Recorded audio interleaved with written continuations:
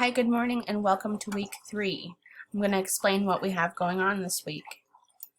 If you go to our Google Classroom and scroll down to week 3, you'll see that I've posted 2 readings.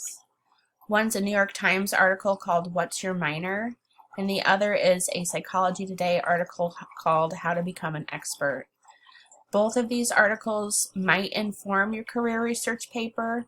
You might use them as sources in your project, but you don't have to. In any case, they should inform what you know about your career. Second, you're going to work on a small group workshop, which is similar to the large group workshop, but you're with a group of 3 or 4 other people instead of the whole class. So if you move down to the bottom of the file, you'll see that there's a different document for each group. You're going to click on the document for your group.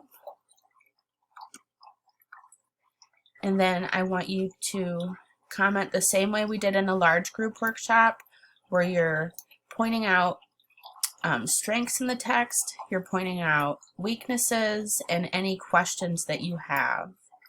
So you'll use the commenting feature up here.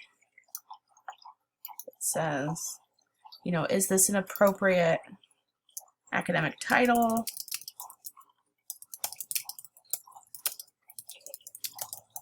You can post that question. And if you want to ask me a question specifically, you can tag me in any comment.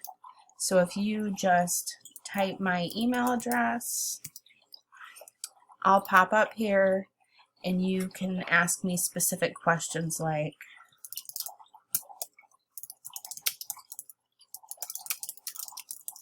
are subheadings appropriate for this project? They are. But I can go ahead and assign this to me, so that means it's going to come directly into my inbox, and I'll be sure to answer that question right away.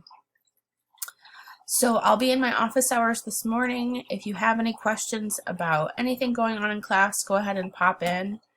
After you finish the small group workshop this week, you'll also be finishing up your career interview, and you'll submit a summary of that to the Google Classroom.